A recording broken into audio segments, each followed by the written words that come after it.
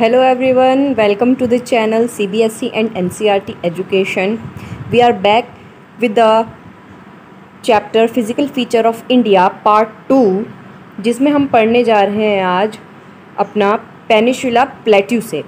हमारा जो Himalayan mountains और नॉर्दर्न प्लेन्स थे वो थोड़ा डिटेल में पढ़ने के लिए हमें पार्ट 1 बनाना पड़ा। अब उसके आगे का हम पार्ट 2 में कंप्लीट कर देंगे पूरा।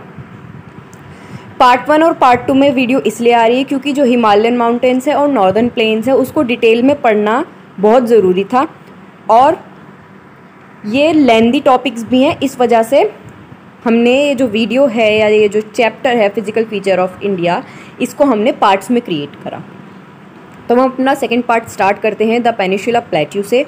तो देखते हैं आज के पेनिनसुला प्लेट्यू का क्या मतलब है। इतना हम पढ़ चुके हैं नॉर्दर्न प्लेन्स और यहाँ से अब हमें अपना पढ़ना है पेनिनसुला प्लेट्यू।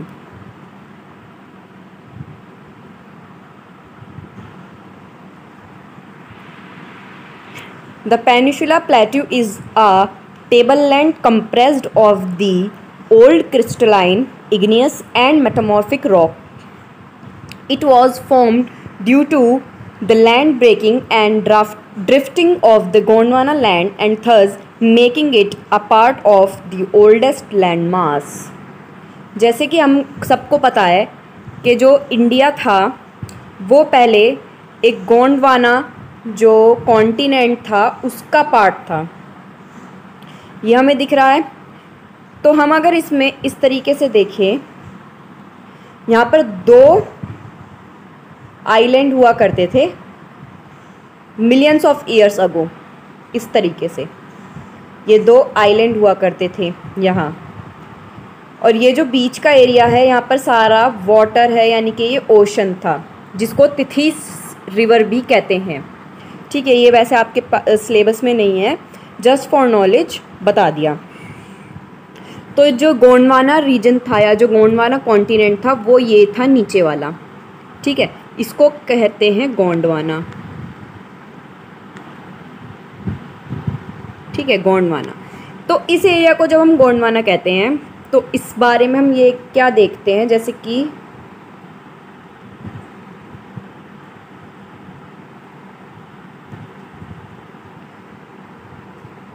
ये हमारी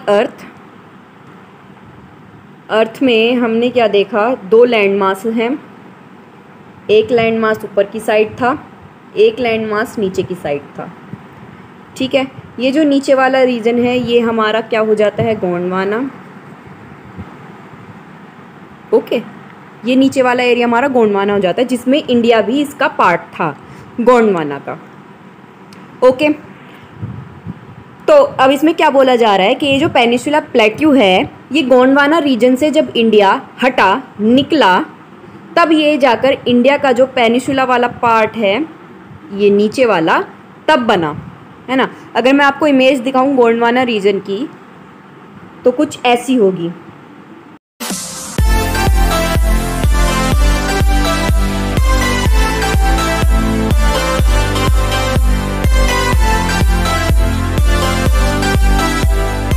तो जैसे कि बताया यहाँ पर millions of years ago 2 land masses हुआ करते थे।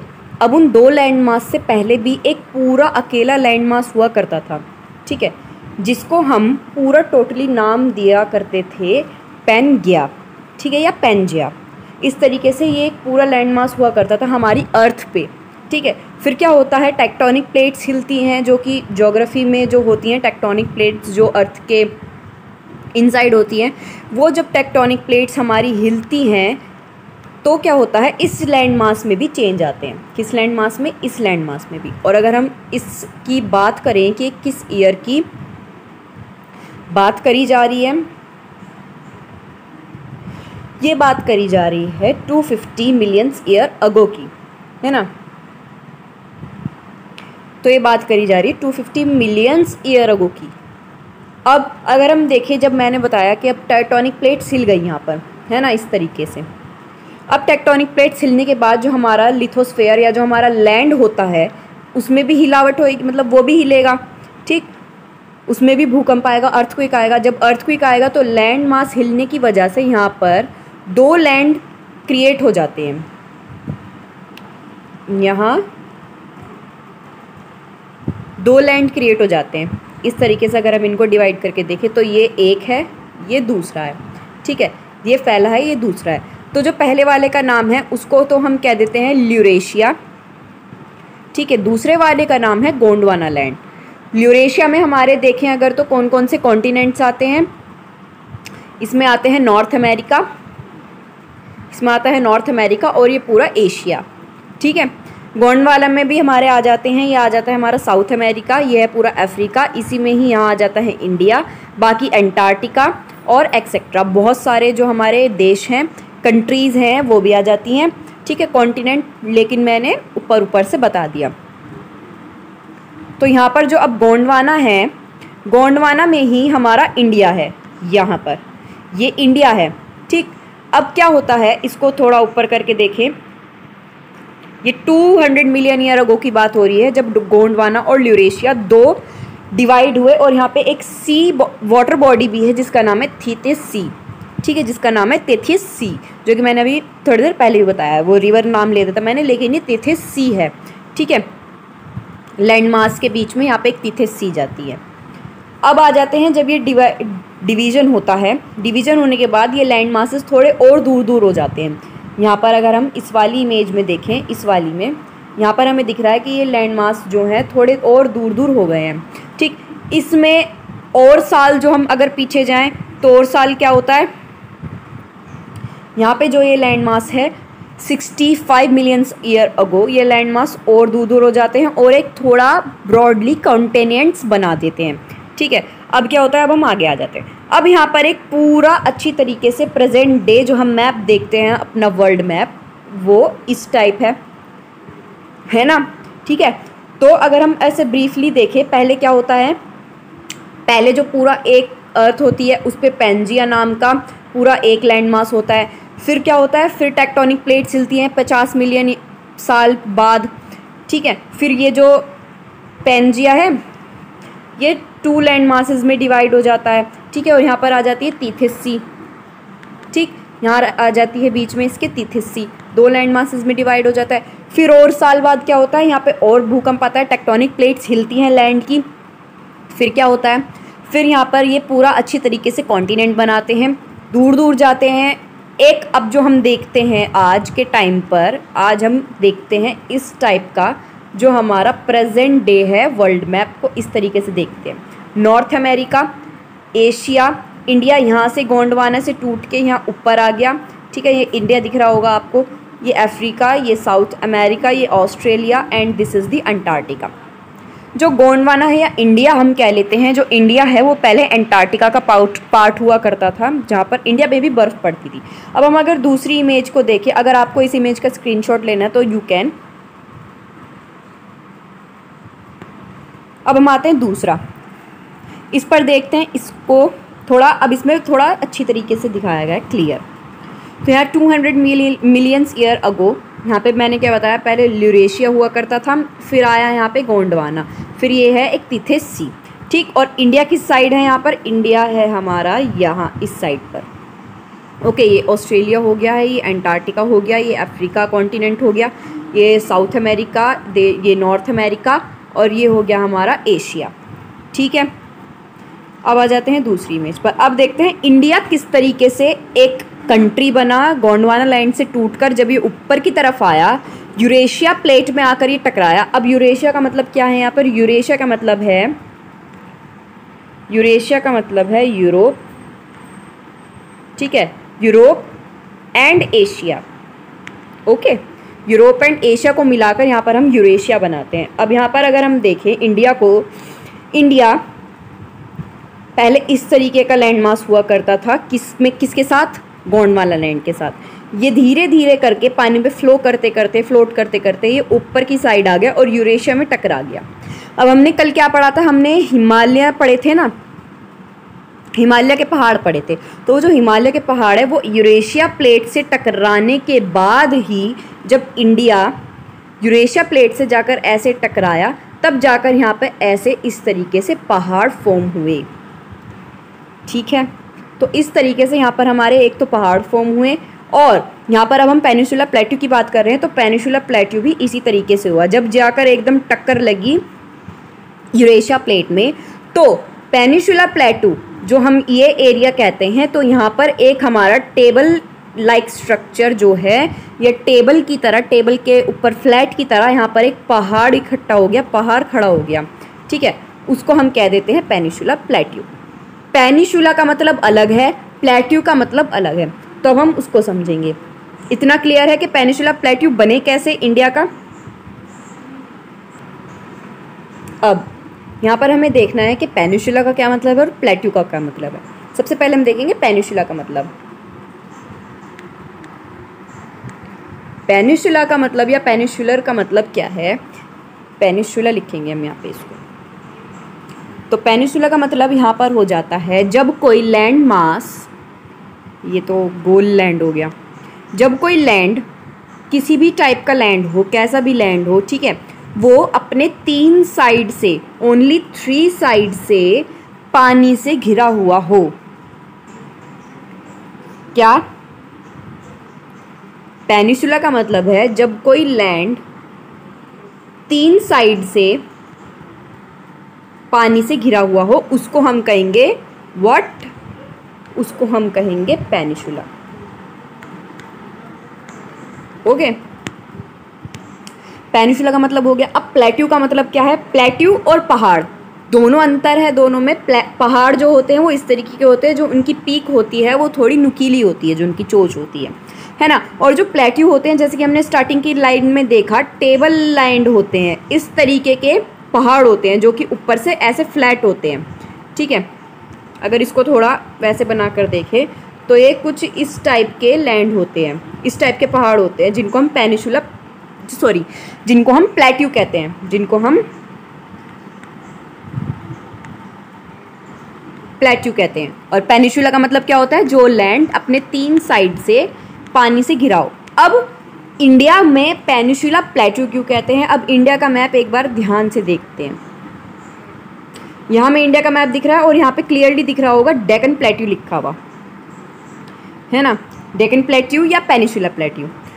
तो ये जो डेक्कन प्लेट्यू है, पेनिनसुला प्लेट्यू का मतलब क्या है? जब कोई 3 साइड लैंड जो है, ये लैंड जो है अपने 3 साइड से पानी से घिरा हुआ हो। तो हम यहाँ पर देख सकते हैं कि ये जो हमारा इंडिया का ये नीचे वाला लैंड है, ये तीनों साइड से पानी से घिरा हुआ है। नीचे इंडियन ओशन, यहाँ इंडियन ओशन आ जाता है, यहाँ अरेबियन सी है, यहाँ बे ऑफ बंगाल है।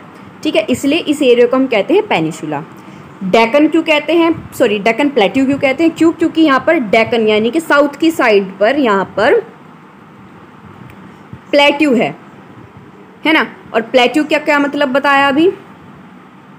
प्लेट्यू का मतलब अभी बताया कि जो इस तरीके के टेबल लैंड होते हैं, जो टेबल की तरह लैंड दिखते हैं हमें, या पहाड़ दिखते हैं, सॉरी पहाड़ अलग होते हैं, टेबल की तरह जो लैंड दिखते हैं हमें उठे हुए, उनको हम प्लेट्यू कह देते हैं। तो इंडिया का समझ में आया, इंडिया को पेनिनसुला प्लेट्यू क्यों कहा जा रहा है, इंडिया का पेनिनसुला प्लेट्यू।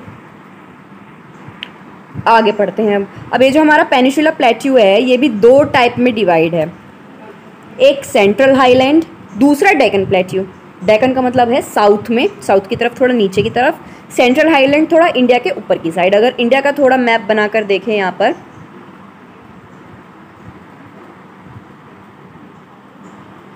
ठीक है, ये आ जाता है हमारा ये साइड, एंड ये आ गया हमारा इस तरीके से, थोड़ा है ना, ये जगह कम है इसलिए छोटा बनाया। तो हम अगर इंडिया को थोड़ा ब्रॉडली देखें, यहाँ पर हमें क्या दिखता है, इंडिया के थोड़ी नॉर्थ साइड या बीच की साइड में यहाँ हमें देखने को मिलेगा सेंट्रल हाईलैंड। ठीक है, और यहाँ नीचे की साइड अभी हम देख कर आ रहे हैं, यहाँ दिखेगा हमें डेक्कन प्लेट्यू। दोनों ही प्लेट्यू हैं लेकिन हाइट में अंतर है दोनों की, यानी कि दोनों के एल्टीट्यूड्स में अंतर है बस। ठीक, आगे देखते हैं, अब इसको पढ़ लेते हैं, थोड़ा क्लियर हो जाएगा। The part of peninsula plateau lies to the north of the Narmada river. Covering a major area of Malwa plateau, it is known as the central highland. जो नॉर्थ की साइड पर पड़ता है नर्मदा रिवर के साथ प्लेट्यू, उसको हम कहेंगे मालवा प्लेट्यू, ठीक है, जिसको हम सेंट्रल हाईलैंड भी कहते हैं, ठीक। The Vindhya range is bounded by the Satpura range on the south and the Aravalli on the northwest. The further westward extension gradually merge with the sandy and rocky desert of Rajasthan. The flow of the river, हम ये पूरा अभी जो है Malwa plateau के बारे में पढ़ रहे हैं या सेंट्रल हाईलैंड के बारे में पढ़ रहे हैं, ठीक है। फिर मैप में इसको एक साथ पूरी तरीके से देख लेंगे।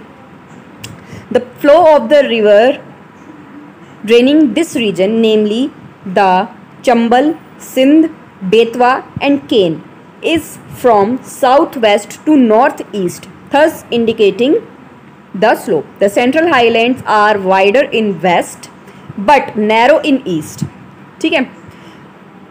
The westward extension of this plateau are locally known as Bundelkhand and Baghelkhand.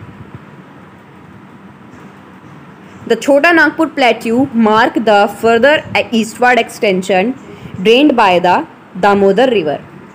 यहाँ हमने मालवा प्लेट्यू के बारे में जितना था उतना देख लिया। अब हम इसको क्लियरली यहाँ पर देखते हैं। मालवा प्लेट्यू, ये हमें क्लियरली दिख रहा है, या ऊपर मालवा प्लेट्यू, ये यहाँ आपको दिख रहा होगा लिखा हुआ।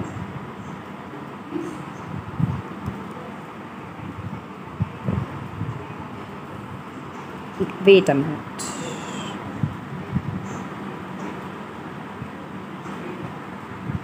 ओके, तो this is the Malwa plateau, है ना।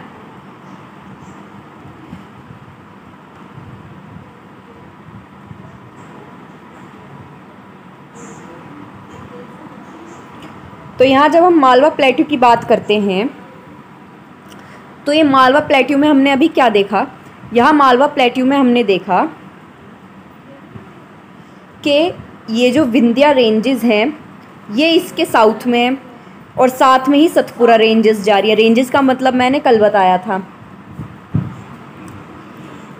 विंध्या रेंजेस के साथ साथ यहाँ पे सतपुरा रेंजेस हैं जो कि नर्मदा रिवर के साथ फ्लो करती हैं, ठीक है। और नर्मदा रिवर जो है वो वेस्ट फ्लोइंग है, यानी कि इस साइड फ्लो होती है। बाकी जो रिवर हैं वो इधर फ्लो हो जाती हैं और इधर जाकर मिल जाती है। नर्मदा और जो ये जो नीचे तापी रिवर आ रही है, ये दोनों वेस्ट फ्लोइंग रिवर्स हैं जो कि इस साइड जाकर मिल जाती हैं, ठीक है, जो कि अरेबियन सी में जाकर मिल जाती हैं। अब हमने क्या देखा, मालवा प्लेट्यू के जो कि यहाँ देखें हम, इसके वेस्ट साइड यहाँ पर हमने अरावली रेंजेस देखी, है ना, अरावली रेंजेस देखी। और अगर हम इधर जाएंगे तो यहाँ पर हमें ग्रेट इंडियन डेजर्ट देखने को मिल जाता है, ठीक है। और ये जो मालवा प्लेट्यू हमने अभी पढ़ा था, मालवा प्लेट्यू वेस्ट में बहुत ब्रॉड है लेकिन ईस्ट में बहुत नैरो है। थोड़ा छोटा करके देखते हैं। वेस्ट में बहुत ब्रॉड है लेकिन ईस्ट तक जाते जाते, यहाँ अगर हम देखें तो ईस्ट तक जाते जाते बहुत नैरो हो जाता है, छोटा हो जाता है। और यहाँ पर देखते हैं हम कि बहुत वाइडर रेंज में है ना। अब कुछ प्रोमिनेंट प्लेट्यूज़ हैं इस पे, मालवा प्लेट्यू पे, जैसे कि छोटा नागपुर प्लेट्यू है ना, जो कि हाँ छोटा नागपुर प्लेट्यू। और यहाँ पर जो रिवर आ जाती है वो आ जाती है चंबल रिवर, ठीक है, माही रिवर। फिर यहाँ आ जाती है great Indian deserts, Aravalli hills आ जाती हैं, और विंध्या रेंजेस आ जाती है, सतपुरा रेंजेस आ जाती हैं। तो इस पूरे एरिया को हम क्या कह देते हैं, इस पूरे एरिया को हम कह देते हैं मालवा प्लेट्यू, जो कि नॉर्थ की साइड है इंडिया के। अब हम देख लेते हैं थोड़ा डेक्कन प्लेट्यू को। डेक्कन प्लेट्यू का क्या मतलब है।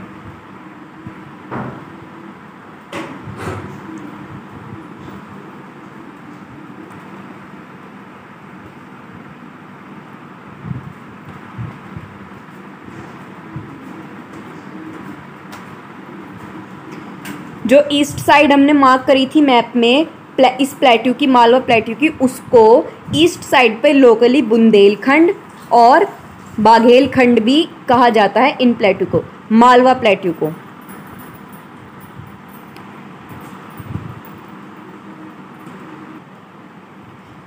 तो अब हमें क्या देखना है, अब हमें देखना है डेक्कन प्लेट्यू। डेक्कन प्लेट्यू जो है एक ट्रायंगुलर लैंडमास है, जैसे कि हम इमेज में देखते हैं इंडिया के मैप में इस तरीके से जा रहा है ना। तो ये एक ट्रायंगल बना रहा है ना, ठीक। ट्रायंगुलर लैंडमास है जिसके तीनों साइड पर पानी है, इसलिए इसको हम डेक्कन प्लेट्यू या पेनिनसुला प्लेट्यू भी कहते हैं। अब इसको देख लेते हैं। That lies to the south of the river Narmada. ये जो लाई करता है ये नर्मदा रिवर के साउथ में लाई करता है। इधर नर्मदा रिवर जा रही है, यहाँ दिख रही होगी आपको नर्मदा रिवर। तो नर्मदा रिवर के साउथ में यानी कि नर्मदा रिवर के नीचे की साइड लाई करता है ये हमारा डेक्कन प्लेट्यू। ये तो आपको क्लियरली मैप में दिख रहा होगा। और यहाँ पर कुछ हाइट है मीटर में, ये आपको देख लेनी है कि किस बुक में होगी आपके। तो ये आपको क्लियरली देखनी है कि कौन सा पार्ट किस तरफ क्या है, हाई कितना है ना। आगे बढ़ते हैं। डेक्कन प्लेट्यू में हम और देखते हैं कि जो सतपुरा रेंजेस अभी हमने ऊपर देखी, ठीक है, ये क्या है, एक ब्रॉड बेस है नॉर्थ का, है ना। और जो महादेव या कैमूर हिल्स हैं and the Maikal range form its eastern extension.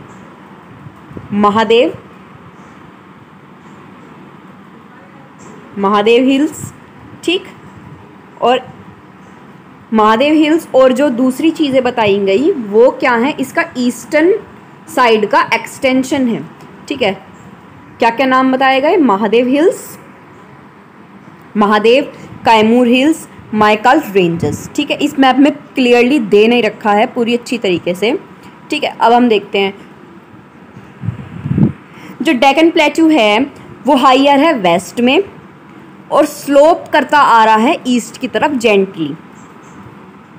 मतलब कि अगर मैं बात करूं, जैसे अगर हम इस तरीके से उठा हुआ देखें इंडिया को, देखो ये हमारा इंडिया है ना। तो यहाँ पर जो वेस्ट साइड पर क्या बोले गए हैं, ये जो पूरा प्लेट्यू है ये वेस्ट साइड पर ज़्यादा ऊंचा है और ईस्ट पर ये इस तरीके से नीचे स्लोप की तरह, इस तरीके से नीचे स्लोप की तरह लेके आ रहा है ना। तो ये हो गया पूरा इस तरीके से, और यहाँ पर आ जाएगा हमारा ये ईस्टवर्ड का प्लेट्यू और ये हो जाएगा हमारा वेस्ट का प्लेट्यू। तो इस तरीके से लेकर आ रहा है, यानी कि एक स्लोप बना रहा है। इसका मतलब ये है कि वेस्ट साइड पर जो हमारे प्लेट्यू हैं वो ज़्यादा हाइट के हैं और ईस्ट पर जो हैं वो कम हाइट के हैं, जो कि स्लोप बना रहे हैं। An extension of the plateau is also visible in the north east, locally known as Meghalaya, ठीक, Karbi, Anglong plateau and north Cachar hills. Meghalaya, Karbi Anglong plateau and north Cachar hills, majorly जो है सिर्फ इसमें मेघालय का नाम दे रखा होगा। जो हमें इस साइड पर देखने को मिल जाते हैं मेघालय, चार्चर हिल्स एंड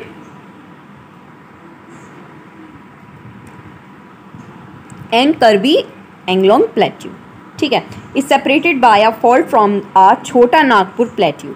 छोटा नागपुर प्लेट्यू अभी हमने देखा मैप में, यहाँ पर ये जो छोटा नागपुर प्लेट्यू है, छोटा नागपुर प्लेट्यू से ये सेपरेट होकर निकल रहा है जो हमारा डेक्कन प्लेट्यू है। ये देखो ये छोटा नागपुर है, इसी से सेपरेट होकर निकल रहा है। ये थोड़ा डार्क साइड हमें देखने को मिल रही है ना, ये ऊपर छोटा नागपुर के थोड़ा लाइट कलर है और नीचे थोड़ा डार्क कलर आ रहा है। और अगर हम इनकी कलर की बात करें, यहाँ पर मतलब हाइट की बात करें, तो ये हमें क्लियरली देखने को मिल जाती है। तो ये जो छोटा नागपुर से हट कर निकल कर डेक्कन प्लेट्यू निकल कर आ रहा है, सेपरेशन दे रहा है छोटा नागपुर, ओके।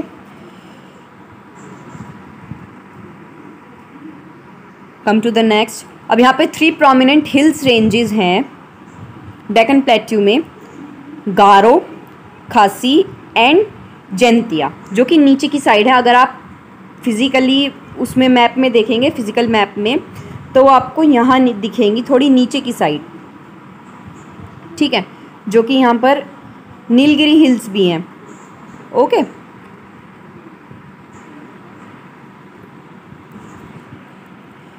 अब आ जाते हैं हमारे मोस्ट इम्पॉर्टेंट घाट्स पर, वेस्टर्न घाट और ईस्टर्न घाट्स। वेस्टर्न घाट जो वेस्ट की तरफ है इंडिया के, ईस्टर्न घाट्स जो ईस्ट की तरफ है इंडिया के डेक्कन प्लेट्यू के में ही, यानी कि पेनिनसुला प्लेट्यू के एरिया में ही, ओके।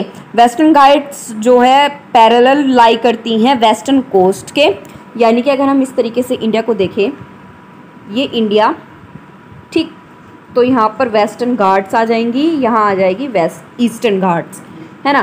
तो ये जो बीच में एरिया हमारा पड़ता है इसको हम कहेंगे western coast, sorry,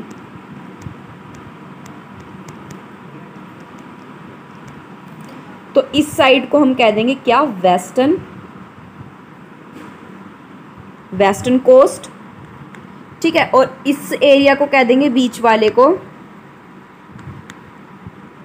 eastern coast, ठीक। ये क्लियर है, आगे बढ़ते हैं। They are continuous and can be crossed. Western Ghats की बात कर रहे हैं अभी हम। वेस्टर्न घाट जो है कंटिन्यूसली चलती जा रही है, उसमें कोई ब्रेक नहीं है, ठीक है। लोकेट द थाल, ये तो आपका काम है कि आपको मैप में लोकेट करना है। वेस्टर्न घाट जो है हाइयर है ईस्टर्न घाट से, यानी कि हाइट जो है वेस्टर्न घाट की ईस्टर्न घाट से ज़्यादा है। जो वेस्टर्न घाट्स हैं वो 900 से लेकर 16 यानी कि 1600 मीटर तक की हाइट रखते हैं, और वहीं पर ईस्टर्न घाट जो है वो 600 मीटर पर ही ख़त्म हो जाते हैं। ईस्टर्न घाट जो है वो स्ट्रेच करते हैं महानदी वैली में to the Nilgiri in the south. अब हमने नीलगिरी देखी थी ना, वहाँ तक ईस्टर्न घाट्स आ जाते हैं हमारी। The Eastern Ghats are discontinuous और irregular and dissected by river draining into the bay of Bengal. अब हम क्या देखते हैं यहाँ पर, ये जो हमारा, अगर हम मैप देखें इस तरीके से, ये वेट अ मिनट,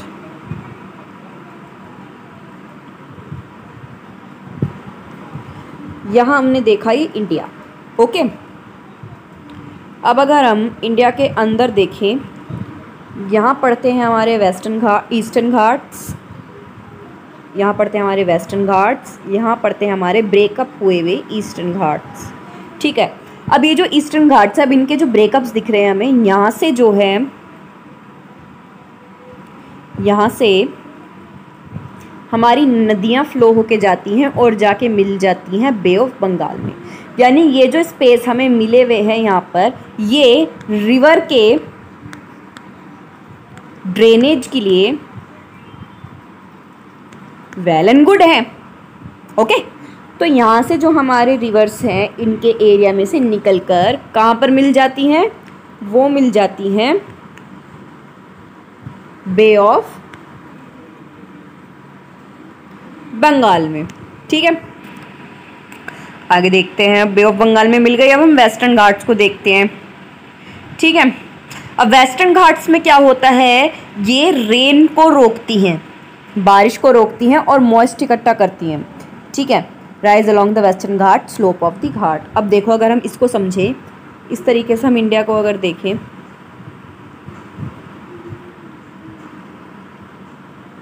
ये देखो, यहाँ हम इंडिया को देखते हैं, इंडिया में इस साइड वेस्टर्न घाट्स हैं ये, है ना। अब क्या होता है, जो मॉइस्ट हमारा यहाँ से उठकर जाता है, पानी जो हमारा इधर से उठकर जाता है, ठीक है, वो अब इनकी हाइट ज़्यादा है वेस्टर्न घाट्स की, इनकी जो हाइट है वो ज़्यादा है ईस्टर्न घाट से, है ना। और ये इस शेप में है, इस तरीके से, ठीक। अब क्या होता है, यहाँ से जब वो मॉइस्ट इकट्ठा होकर उठकर जाता है नदी पे से, यानी कि अरेबियन सी से उठकर जब जाता है, जैसे कि हमने देखा है कि जो गर्म भाप है वो उठकर बादल बनकर तब बारिश करती है, तो यहीं से जब अरेबियन सी से उठकर यहाँ पर जाएगा वेस्टर्न घाट, तो इस बादलों को वेस्टर्न घाट यहीं रोक लेगा यहाँ, और इस साइड पर ज़्यादा बारिश नहीं होने देगा। तो जो ज़्यादातर बारिश होती है, जो मेजर बारिश होती है, वो इस साइड पर होती है, इस साइड पर नहीं होती, ठीक है। तो यहाँ पर क्या बोला गया, वेस्टर्न घाट जो है वो बारिश का भी बैरियर है, ठीक। अब हमने क्या देखा, वेस्टर्न घाट्स एक तो पहले से ही हाइट पर हैं, जो कि 900 से 1600 मीटर्स तक जा रहे हैं, as compare to eastern Ghat they are 600 metres, ठीक है। अब हमने क्या देखा कि वेस्टर्न घाट जो है वो नॉर्थ से लेके साउथ तक भी इंक्रीज होते जा रहे हैं। जैसे कि यहाँ हम नॉर्थ से चल रहे हैं वेस्टर्न घाट के लिए, यहाँ हम नॉर्थ से चलते हैं, ये नॉर्थ, ठीक है, सॉरी एक मिनट, ये आ गया हमारा नॉर्थ, ये हमारी नॉर्थ में हाइट है वेस्टर्न घाट की। साउथ तक आते आते इसकी हाइट इतनी हो जाती है, यानी कि बढ़ जाती है वेस्टर्न घाट की, ये अब और बढ़ जाएगी। ठीक, तो इस तरीके से ये वेस्टर्न घाट जो है इंक्रीज होते जाते हैं फ्रॉम नॉर्थ टू साउथ। इतना क्लियर हो गया। द हाईएस्ट पीक जो है ये इम्पोर्टेंट जो है यहाँ पर आ जाता है। यहाँ पर अगर हम इसको मार्क करें एज ए इम्पॉर्टेंट, तो वेस्टर्न घाट्स में यहाँ पर हमें बेसिकली इम्पॉर्टेंट चीज़ देखने को जो मिलती है उसकी हाईएस्ट पीक, जिसका नाम है अनाईमुडी, जो कि 2695 मीटर की है, एंड दोदा बेता। ठीक है, ये है हमारी कहाँ की, ये है हमारी वेस्टर्न घाट्स की कुछ हाईएस्ट पीक, अनाईमुडी और दोदा बेटा।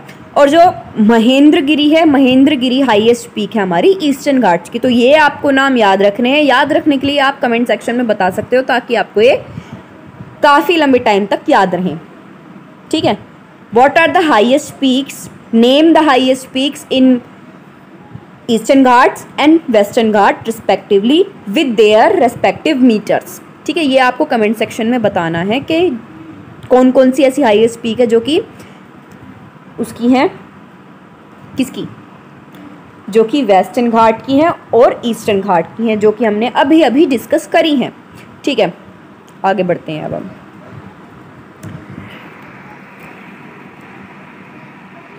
ईस्टर्न घाट हो गया हमारा। कुछ फेमस हिल स्टेशन है यहाँ पर, जो कि हैं ऊटी है, कोदाई कनल है। ठीक है, तो अब हम आगे बढ़ते हैं। अब यहाँ पर एक डिस्टिंक्ट फीचर है पेनिनसुला प्लेट्यू का, यहाँ पर ब्लैक सॉइल पाई जाती है, और जो ब्लैक सॉइल है वो एग्रीकल्चर के लिए बहुत प्रोडक्टिव होती है। और आपको पता है कि जो ब्लैक सॉइल होती है उस पर ही हम कॉटन उगाते हैं, जो हमारी कॉटन होती है उस पर हम कॉटन की खेती करते हैं ब्लैक सॉइल पर। ठीक है, अब जहाँ पर ब्लैक सॉइल पाई जाती है पेनिनसुला प्लेट्यू में, उस एरिया को हम कहते हैं Deccan trap. As you can see here, यहाँ पर लिखा भी है, one of the distinct feature of the Peninsula Plateau is the black soil area known as the Deccan Trap. This is of volcanic origin, hence the rock are igneous. Actually, these rock were denuded over time and are responsible for the formation of black soil. जैसे कि हमने देखा या हमें पता भी है कि जो हमारा वोल्केनो है, उस वोल्केनो में से हमारी जो है जो लावा बाहर निकल कर आता है, वो लावा ठंडा होने के बाद इग्नियस रॉक का फॉर्मेशन ले लेता है। किसका, क्या बोला, इग्नियस रॉक बन जाता है ठंडा होने के बाद, है ना। तो ये जो इग्नियस रॉक है यही हमें क्या देती है, ब्लैक सॉइल देती है, जिस पर हम अच्छी तरीके से खेती कर सकते हैं। अभी हमने क्या देखा था कि जो इंडिया है गोंडवाना में था, और गोंडवाना से डिवाइड होकर वो यूरेशिया में जाकर टकराया, तब जाके डेक्कन प्लेट्यू बने, हिमालय बने, है ना। और जब जो इंडिया है उसमें जो पार्ट है, जो यहाँ का ये जो पेनिनसुला वाला पार्ट है, यहाँ पर जो है वॉल्केनोज हुआ करते थे। जब इन वॉल्केनोज पे जब इंडिया जो है टकराया यूरेशिया से, तो ये वॉल्केनोज भी हिलेंगे। जब इन वॉल्केनोज में से तब जाकर वो इग्नियस रॉक जो है लावा की फॉर्म में बाहर निकल कर आई। ओके, जो अरावली हिल्स है वो वेस्टर्न घाट्स में लाई करती हैं, जो कि नॉर्थ वेस्टर्न साइड पर हैं, margin of the peninsula plateau. These are highly eroded hills and are founded as broken hill. वहाँ पर सिर्फ एक यही है अरावली हिल, ठीक है, जो ब्रोकन हिल है। ठीक है, they extended from Gujarat to Delhi in the south west north east direction. अगर हम मैप में देखें,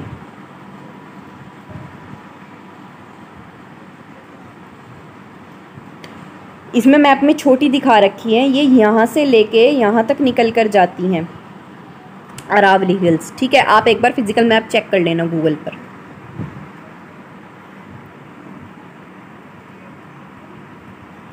ये हमने देख लिया, वेस्टर्न घाट हो गया, ये सब हो गया हमारा। ठीक है, अब यहाँ पर हमारा हो जाता है ख़त्म जो कि हमारा था पेनिनसुला। अब यहाँ पर हमें छोटी छोटी चीज़ें देखनी है, जैसे कि इंडियन डेजर्ट हो गया, इंडियन डेजर्ट के बाद आइलैंड हो गया, कोस्टल प्लेन्स हो गए, है ना। फिर जो लास्ट टॉपिक आता है हमारा वो आएगा कोरल, ये पढ़ना है हमें। तो यहाँ पर इसको जल्दी जल्दी कंप्लीट कर लेते हैं और अपना सेकंड पार्ट भी हम फुल्ली कंप्लीट कर देते हैं और अपना चैप्टर एकदम टोटली कंप्लीट कर देते हैं, जो कि फिजिकल फीचर्स ऑफ इंडिया है। अब यहाँ पर हम देखें इंडियन डेजर्ट को, जो कि हमने देखा वेस्टर्न साइड पर है, अरावली हिल्स के ऊपर, है ना। हमने देखा था अभी मैप में, वहाँ पर इंडियन डेजर्ट है राजस्थान का। ठीक, तो it is an undulating sandy plain covered with sand dunes. Sand dunes क्या होते हैं? जो मिट्टी के टीले होते हैं, इस तरीके के, जो छोटे छोटे मिट्टी के पहाड़ बन जाते हैं, उड़ के हवा से वो इधर बन गए, उड़ के इधर से आकर हवा की वजह से इधर बन गए सैंड ड्यून्स, जो कि रेत के होते हैं। ओके, अब यहाँ पर बहुत कम बारिश होती है, इसीलिए यहाँ पर इसको डेजर्ट कहा गया है। यहाँ पर 150 मिलीमीटर पर ईयर बारिश होती है, जो कि बहुत कम रेनफॉल है, यानी इससे भी कम रेनफॉल होती है।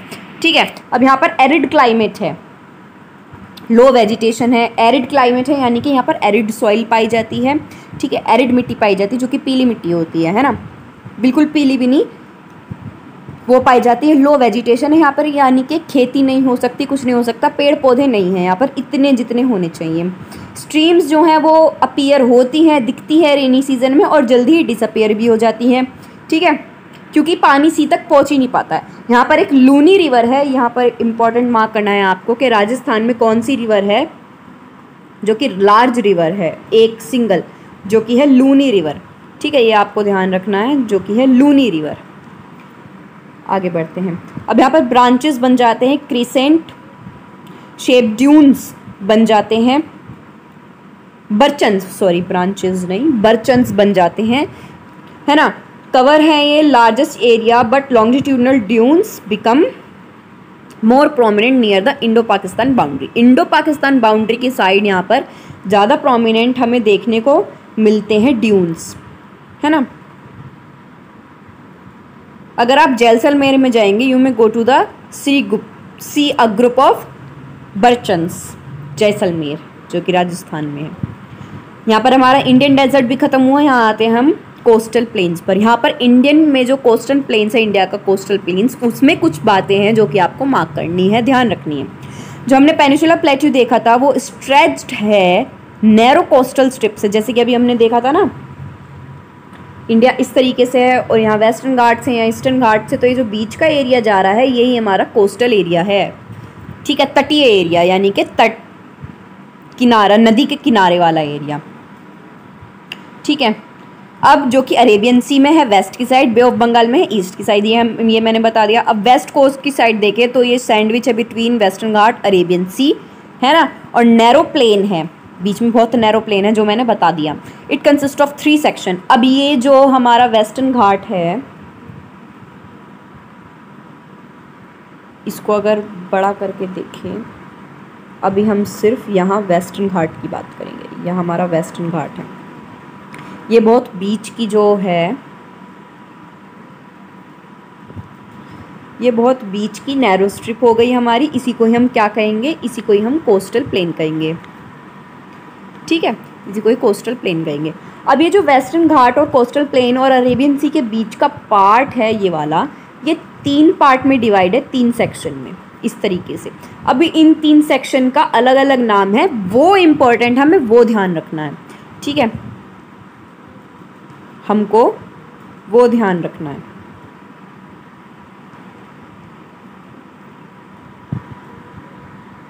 ठीक, इतना हम सिर्फ वेस्टर्न घाट समझ रहे हैं ना अभी, तो इतना देखते हैं हम, मैप सिर्फ इतना बनाकर रखते हैं। ठीक है, अब हमें क्या देखना है? अब हम देखेंगे कि यहाँ पर क्या लिखा है। यहाँ लिखा है 3 सेक्शन बताएं। ठीक है, जो नॉर्थ का एरिया है, ये वाला नॉर्थ पार्ट, जो कि मुंबई और गोवा में बीच में लाई करता है, उसको हम कहेंगे हम कोंकण। यह नाम लिखा है कोंकण। ठीक, उसको हम कहेंगे कोंकण। ठीक, फिर जो ये सेंट्रल पार्ट आ जाता है इसका, इस सेंट्रल पार्ट को हम कहेंगे कन्नड़ प्लेन्स। क्या कहेंगे? कन्नड़ प्लेन्स।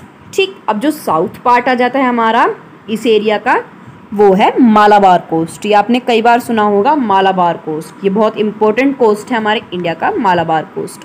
अब एक बार इनके दोबारा से नाम देख लेते हैं। ये वाला है कोंकण, ठीक है, ये वाला है कन्नड़, ठीक, ये वाला है मालाबार कोस्ट। अब इसी तरीके से जो ईस्ट पार्ट है हमारा वो भी डिवाइडेड है, इसी तरीके से ईस्ट पार्ट जो है हमारा वो भी डिवाइडेड है, ठीक है। अब उसका नाम देख लेते हैं, बे ऑफ बंगाल की तरफ जो जाता है। इसमें सिर्फ दो तरीके से, दो तीन, हाँ इसमें भी तीन तरीके से बांट रखा है ये एरिया, ओके। तो यहाँ पर देखते हैं हम, जो नॉर्थ पार्ट है उसको हम कहेंगे नॉर्दर्न,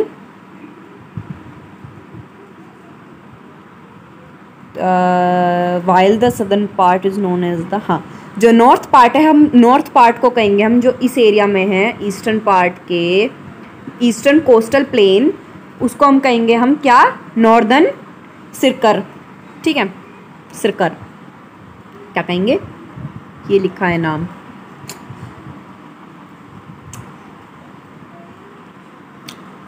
इसको हम कहेंगे नॉर्दर्न सिरकर, ठीक। साउथ पार्ट जो है इसको हम कहेंगे कोरोमंडल कोस्ट। क्या कहेंगे स्टूडेंट्स? इसको हम कहेंगे, काम के टाइम पे पेन नहीं चलता, कोरोमंडल कोस्ट, ठीक है, इसको हम कहेंगे कोरोमंडल कोस्ट, ठीक। अब जो लार्ज रिवर है, जो कि महानदी है, गोदावरी है, कृष्णा है, कावेरी है, ये एक डेल्टा क्रिएट करती हैं इन कोस्ट पर, ठीक है। Lake Chilika is an important feature along the eastern coast. Delta का क्या मतलब है? जब एक नदी ऐसे आती है और वो डिवाइड हो जाती है इस तरीके से, ठीक है, इन इस तरीके से पार्ट में, तो ये जो एरिया वो इस तरीके से जो ऐसे डिवीज़न बना रही है अपनी रिवर आती हुई का, तो इसको हम कहेंगे डेल्टा, ठीक है। इसको हम क्या कहेंगे? ये जब इस तरीके से डिवाइड होती हैं तो इसको हम कहेंगे delta. Okay, I hope clear हो गया होगा आपको।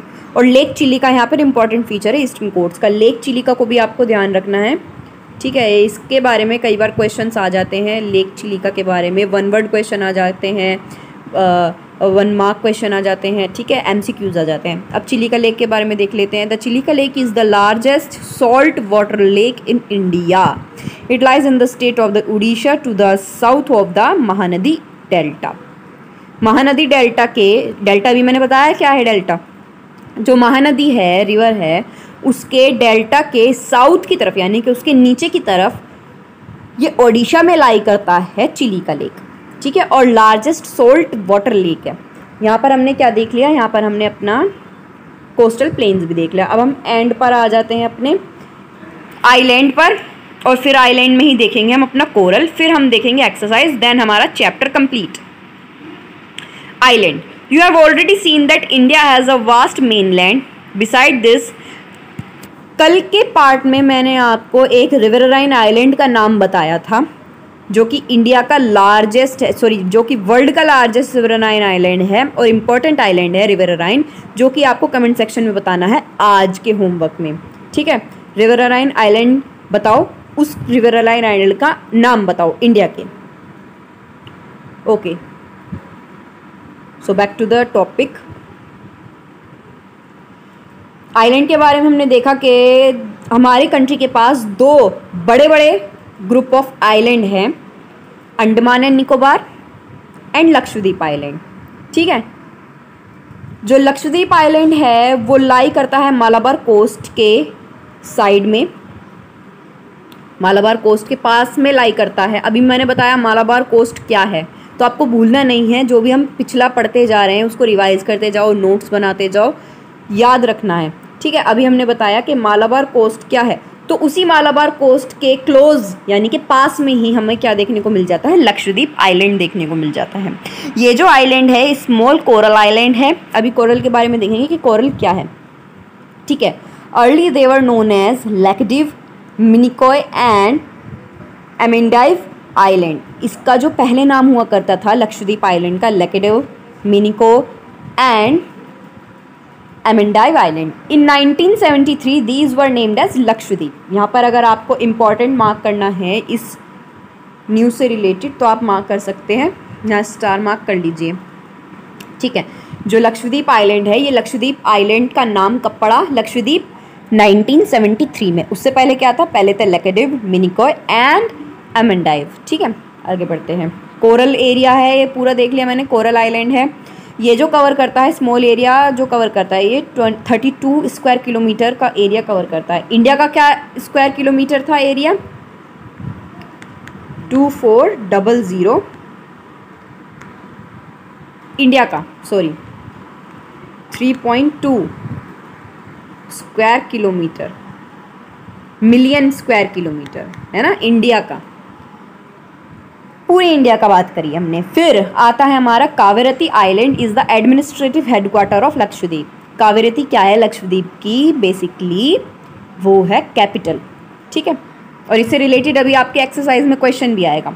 This island group has great diversity of flora and फोना। फ्लोरा एंड फोना अच्छी तरीके से बढ़ा हुआ है यहाँ पर इस आइलैंड में। फ्लोरा यानी कि एंड फोना यानी कि जानवर, पेड़ पौधे, फूल वूल अच्छी तरीके से भरे पड़े हैं इस पर, इस आइलैंड पर अच्छी तरीके से हमें देखने को मिल जाएगा और ग्रेट डाइवर्सिटी के साथ देखने को मिलेंगे, ठीक है। The Pitti island which is uninhabited has a bird sanctuary, ठीक है। ये आपको लोकेट करके देखना है मैप में। Now you see the environment chain of the island locate in the bay of Bengal extended from the north to south. Bay of Bengal की side अगर हम जाएं तो हमें एक चैन सी देखने को मिलेगी अंडमान एंड निकोबार आइलैंड की। अगर आप अपने मैप में देखेंगे, आप make sure that you are taking your atlas with you while you are studying geography, okay. तो अपने साथ अपनी एटलस ज़रूर रखो जब आप ज्योग्राफी पढ़ रहे हो, मैप ज़रूर रखो अपने पास, ठीक है। तो अब आप अपने मैप में देखो कि जो अंडमान और निकोबार आइलैंड है वो एक चेन की तरह जा रहे होंगे ऊपर से लेके नीचे तक, यानी कि नॉर्थ से लेके साउथ तक। साइज़ में बड़े हैं, ठीक है, न्यूमरस हैं यानी कि बहुत ज़्यादा हैं, ठीक है, और फैले हुए हैं। अब ये जो ग्रुप ऑफ आइलैंड है ये डिवाइड है दो कैटेगरी में, एक अंडमान नॉर्थ में, निकोबार साउथ में। अभी जो हमारा पहला पार्ट था निकोबार में हमने क्या देखा था? एक इंदिरा पॉइंट है उसका, निकोबार का, है ना। उसके बारे में भी आपको कमेंट में बताना है कि क्या है ये निकोबार, ठीक है। अभी जाके कमेंट सेक्शन में बताओ क्या था वो निकोबार, ठीक है। It is believe that these islands are an elevated portion of submarine mountain, ठीक है। सबमरीन माउंटेन्स क्या होते हैं? जो पानी पे माउंटेन्स बन जाते हैं ना अपने आप, इस तरीके से पानी पे जो माउंटेन्स बन जाते हैं, आइलैंड पर जो माउंटेन्स बन जाते हैं, उनको हम क्या देते हैं? Submarine mountain. These island group are of great strategic importance of country. There is great diversity of flora and fauna, यहाँ पर भी, ठीक है। These islands lie close to equator. ये जो आइलैंड है इक्वेटर के पास लाई करते हैं। हमने क्या देखा था हमारे पहले चैप्टर में हमने देखा था कि जो इंडिया है वो 8 डिग्री कुछ नॉर्थ से जो है स्टार्ट करता है। उसका जो साउथ पार्ट है वो 8 डिग्री नॉर्थ से स्टार्ट करता है ना। और हमने क्या देखा कि जो इक्वेटर के पास हैं ये भी आइलैंड भी इक्वेटर के पास हैं, तो ये इक्वेटोरियल क्लाइमेट जो है वो एक्सपीरियंस कर लेते हैं। थिक फॉरेस्ट कवर है, ठीक है। अब यहाँ पर सिर्फ एक ओनली एक्टिव वोल्केनो है इंडिया का, जो कि बैरन में हमें मिलता है Andaman and Nicobar group of island पर। सिर्फ एक इंडिया का एक्टिव वोल्केनो है, बाकी सारे बुझ गए हैं, ठीक है। अब हमें देखना है the mountains are the major source of water and forest wealth. The northern plains are the granary of the country. They provide the base for early civilisation. The plateau is, यहाँ पर कंक्लूजन लिखा है इन सब के बारे में, तो ये आप रीड कर लेना, ठीक है। अब आते हैं यहाँ पर कोरल्स पर। कोरल पॉलिप्स क्या होती हैं? कोरल पॉलिप्स एक शॉर्ट लिव्ड माइक्रोस्कोपिक ऑर्गेनिज्म होती हैं जो कि पानी के अंदर पाई जाती हैं, समुद्र के अंदर पाई जाती हैं बेसिकली, ठीक है, विच लिव इन कोलोनीज, ठीक। दे फ्लरिश इन शेडो, शेडो में बढ़ती हैं, मड फ्री होती हैं, वार्म वाटर भी चलता है इनको, ठीक है। The secrete calcium carbonate, the coral secretion and their skeleton from coral deposits in the form of reef. They are mainly of three kinds, barrier reef, fringing reefs and atolls. ये 3 type के हमें reef देखने को मिलती हैं coral reef, ठीक है। The great barrier reef of Australia is the good example of the first kind of coral reef. अगर हम ऑस्ट्रेलिया में बात करें तो ये कोरल रीफ जो है ऑस्ट्रेलिया में पाई जाती हैं, ठीक है। और जो एटोल्स हैं, ठीक है, एटोल्स जो हैं वो सर्कुलर होती हैं और horse shoe shape coral fees होती हैं, इनको ये भी कहा जाता है, ठीक है। अगर इमेज की बात करें तो इमेज पर हम चलते हैं, तो यहाँ पर अगर हम देखें तो हमें इस टाइप की कोरल रीफ्स देखने को मिल जाती हैं, है ना। तो ये होती है कोरल रीफ्स, ये माइक्रोस्कोपिक ऑर्गेनिजम्स होती हैं, लिविंग ऑर्गेनिजम्स होती हैं जो कि पानी के अंदर पाई जाती हैं, ठीक। तो यहाँ पर हमने इतनी बात कर ली है और यहाँ पर हमारा चैप्टर होता है कंप्लीट। चैप्टर कंप्लीट हो गया है। आपको चैप्टर कैसा लगा प्लीज़ ज़रूर बताना, ठीक है, कमेंट सेक्शन में कि कैसा लगा चैप्टर। और जो मैंने होमवर्क दिया है उसको ज़रूर करना कि क्या है होमवर्क में। और अगर आपको एक्सरसाइज करनी है तो हम एक्सरसाइज भी कर लेते हैं। यहाँ पर हम सिर्फ जो हमने पढ़ा हुआ है वही देखेंगे, ठीक है। The land mass boundary by sea on 3 side of refer to peninsula, जिसको हम पेनिनसुला कहते हैं, ठीक है। Mountain ranges in the eastern part of the India forming its boundary with the Myanmar are collectively called Purvanchal, जिनको हम पूर्वांचल कहते हैं। The western coastal strip south of Goa is refer to as the south of Goa. Western की side, Goa की side हमने कौन सी देखी थी? कोंकण, ठीक है, कौन सी देखी थी हमने? Konkan. The highest peak in the eastern Ghat is Mahendragiri. Bhabar का मतलब फर्स्ट पार्ट में किसी को अगर नहीं पता है तो जाकर भाबर फर्स्ट पार्ट देखो अपना, पहले फर्स्ट पार्ट कंप्लीट करो तब जाकर आप सेकंड पार्ट पर आना। और आप इन क्वेश्चन का जो आंसर है तभी दे पाओगे जब आप अपने सही तरीके से चैप्टर पढ़ा होगा और पूरा चैप्टर पढ़ा होगा, ठीक है। तो यहाँ पर हमने अपना चैप्टर कंप्लीट कर लिया है। Hope you guys clear the chapter, आपको समझ में आया होगा। और अगर कोई भी प्रॉब्लम आती है चैप्टर में, कोई दिक्कत आती है तो you can ask me in the comment section, I will help you. And thank you very much and stay connected with अस। और सब्सक्राइब करो हमारे चैनल को, लाइक करो, शेयर करो, जितना हो सके शेयर करो, जितना हो सके लाइक करो, सब्सक्राइब करो। आप सब्सक्राइब नहीं करते हो, वीडियो देख लेते हो, तो सब्सक्राइब करो हमारे चैनल को ताकि आपको और ऐसे चैनल्स, ताकि आपको और ऐसी वीडियोस मिले, और ऐसे सब्जेक्ट्स मिले, और ऐसे सब्जेक्ट्स की आपको चैप्टर्स मिले, क्लासेस मिले, ठीक है। और बाकी आप मुझे कमेंट सेक्शन में बता सकते हो कि आपको कौन सा आगे और चैप्टर चाहिए, तो मैं आपके लिए, हम वो लेकर आएंगे आपके लिए वो chapter. Thank you and thanks for watching. Stay connected with us. Goodbye, Tata.